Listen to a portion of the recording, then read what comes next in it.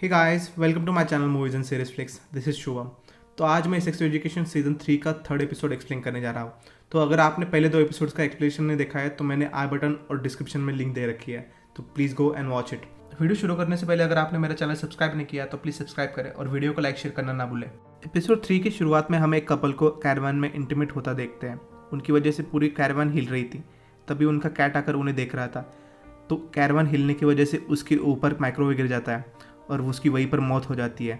तभी हम शो का टाइटल देखते हैं जिसके बैकग्राउंड में इन दोनों की चिल्लाने की आवाज़ होती है। अब हम सभी स्टूडेंट्स को स्कूल यूनिफॉर्म पहनते हुए देखते हैं। अब लग रहे हैं ना स्कूल के स्टूडेंट्स। फिर हम ओटिस और ओला को झगड़ते हुए देखते हैं क्योंकि ओला ने ओटिस का जो सॉन्ग रिकॉर्ड्स होता है वो बिना पूछे ही ले लिया। और इधर जेकब को अपना टूथब्रश नहीं मिल रहा था, इसलिए वो जोर जोर से चिल्ला रहा था।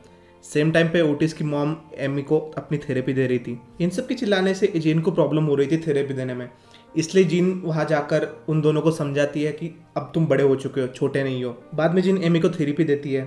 एमी जीन को अपनी प्रॉब्लम्स बताती है कि लास्ट टर्म में उसके साथ एक आदमी ने सेक्सुअल असॉल्ट किया था बस में। उसकी वजह से वो काफ़ी डिस्टर्ब रहती है। उसे उसकी बॉडी जो फील करती है वो पसंद नहीं आता। जीन उसे उसके साथ जो बुरा हादसा हुआ था उसके बारे में पूछती है, तो उसके बारे में बताते हुए वो काफ़ी अनकंफर्टेबल फील करती है, इसलिए जीन टॉपिक बदल देती है। जीन एमी को उस हादसे को भूलकर आगे बढ़ने के लिए कहती है। फिर हम तुम्हारे रिलेशनशिप के बारे में बात करेंगे, वो ऐसा उसे बताती है। और तभी एमी की बकरी जीन के काउच पर पॉटी कर देती है। यह देखकर जीन का कुछ ऐसा रिएक्शन होता है। तभी रूबी ओटिस को स्कूल के लिए पिकअप करने आती है। उसके हॉर्न बजाने की वजह से ओला काफ़ी इरिटेट हो जाती है। जीन ओटिस को जाते जाते ओला को भी साथ ले जाने के लिए कहती है, लेकिन ओला मना कर देती है क्योंकि उसे लिली के साथ जाना था। जाने से पहले जीन ओटिस और ओला को शाम को साथ में टाइम स्पेंड करने के लिए कहती है, पर दोनों ही काफ़ी बिजी होती है। ओटिस को रूबी के साथ डेट पर जाना था और ओला का भी लिली के साथ हैंग आउट करना था। तो हम देखते हैं कि जीन काफ़ी कोशिश कर रही है फैमिली को एक साथ लाने की। दूसरी तरफ हम मेव को देखते हैं जो स्कूल जाने से पहले ओटिस को कॉल करती है, पर बीच में ही कॉल कट कर देती है। जब वो स्कूल के लिए निकल रही थी तभी रास्ते में उसे आइजैक दिखता है। वो अब भी उससे नाराज चल रही थी। आइजैक उसे मनाने की कोशिश करता है लेकिन वो मानती नहीं है। तभी बगल वाले कैरावान में एपिसोड की स्टार्टिंग वाला कपल मस्ती कर रहा था। उनकी मस्ती की वजह से काफ़ी शोर हो रहा था और हम उस टेबल पे देखते हैं उस कैट की फ़ोटो जो कि एपिसोड की स्टार्टिंग में मर गया था। इस तरफ हम ओला और लिली को साथ में स्कूल जाते हुए देखते हैं। ओला ओटिस की बुराई कर रही थी लेकिन लिली का ध्यान कहीं और ही था। लिली रास्ते में रुककर ओला को क्रॉप सर्कल दिखाने ले जाती है, पर वहां पर कुछ नहीं होता। अब हम स्कूल को देखते हैं जहां विवियन होप को इम्प्रेस करने के लिए कुछ ज़्यादा ही कोशिश कर रही थी, पर होप उस पर ध्यान न देते हुए उसे स्टूडेंट्स की यूनिफॉर्म चेक करने के लिए कहती है। जैक्सन जब कैंपस में चल रहा था तब उसे चक्कर आता है। उसे चक्कर आता देख कैल उसे संभालती है।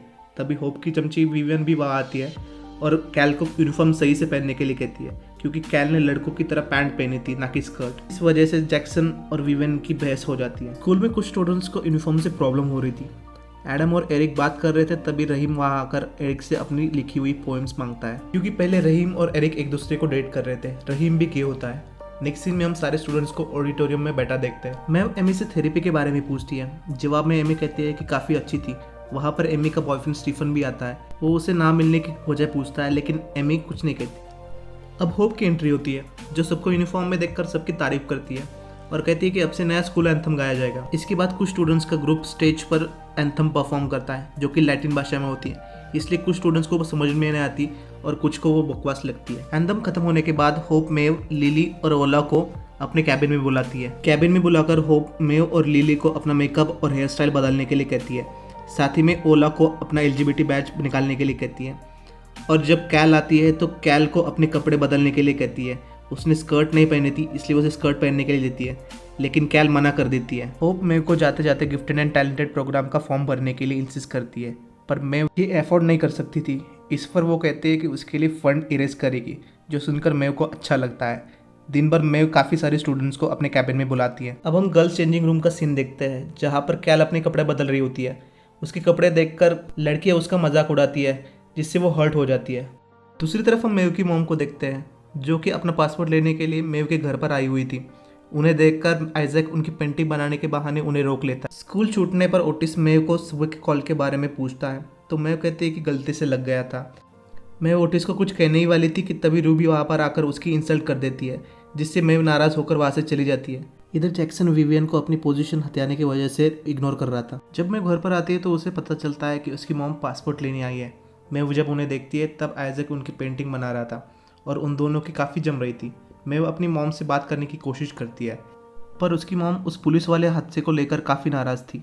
इधर हम एरिक और एडम को एक साथ बाहर जाते देखते हैं और दूसरी तरफ जैक्सन कैल के साथ पहाड़ घूमने जाता है। इसके बाद हम देखते हैं कि ओला के सैनिटरी पैड्स खत्म होने की वजह से वो जीन से मांगती है। जीन उसे बताती है कि वो कहाँ पर रखे हैं और साथ ही साथ उसके साथ अपना रिश्ता सुधारने की कोशिश करती है, पर ओला उसकी इंसल्ट करके वहाँ से चली जाती है। इस तरफ हम कैल और जैक्सन को पहाड़ की चोटी पर बैठकर दम मारते हुए बातें करते देखते हैं, जिसकी वजह से ये दोनों काफ़ी क्लोज आ चुके हैं। दूसरी तरफ ओटिस रूबी और उसके दोस्तों के साथ मॉल में हैंग आउट कर रहा था। रूबी अभी भी एटीट्यूड दिखा रही थी, इसकी वजह से एडम को ठीक नहीं लग रहा था। इधर ओला लिली को अपने और जीन के बारे में बताती है, लेकिन लिली एलियंस की रिसर्च में काफ़ी बिजी होती है, इसकी वजह से वो इस पर ध्यान नहीं देती। फिर वो एलियन की नई इरोटिक स्टोरी के बारे में ओला को बताती है, जो कि उसने लिखी थी। इधर एमी लेडीज़ के जेनिटल्स को एक साइड पर देख के खुद के जेनिटल्स को उसके साथ कंपेयर कर रही थी। सीन वापस मॉल में शिफ्ट होता है, जहाँ पर चारों एक दूसरे की लाइफ की बातें शेयर कर रहे थे।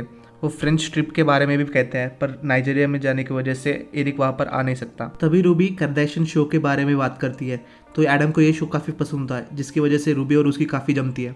बाद में ये चारों बॉलिंग खेलते हैं और काफ़ी इंजॉय करते हैं। उसके बाद एरिक ओटिस को रूबी के घर जाने के बारे में पूछता है, पर रूबी इस बात को इग्नोर कर देती है।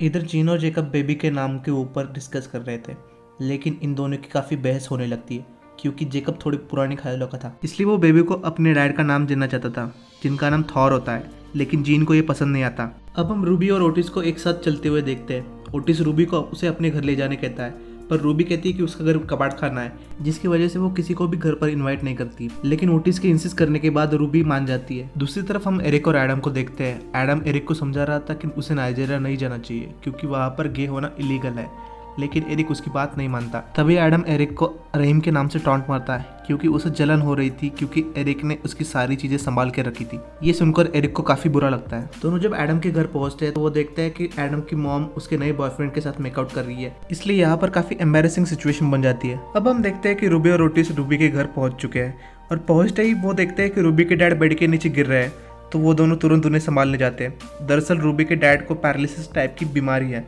इसलिए वो चल फिर नहीं सकते और दिन भर बेड पे ही पड़े रहते हैं। रूबी ओटिस को अपने डैड से इंट्रोड्यूस करवाती है।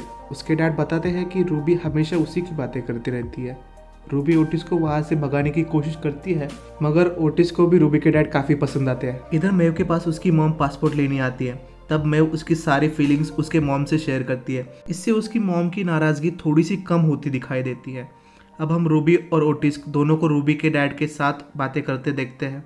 रूबी के डैड गांजा फूक रहे थे, क्योंकि इससे दर्द कम होता है। वो रूबी और ओटिस से काफ़ी सारी बातें करते हैं। ओटिस को भी यहाँ आकर अच्छा लगता है। उनके साथ एक आदमी भी होता है, जो कि हमने एपिसोड की शुरुआत में देखा था। रूबी के डैड को बेड पे लेटाने के बाद ओटिस उस आदमी के साथ घर के लिए निकलता है। रास्ते में वो आदमी ओटिस से अपनी प्रॉब्लम्स शेयर करता है कि उसका कोई बच्चा नहीं है और हाल ही में उनका कैट जोनाथन मर गया।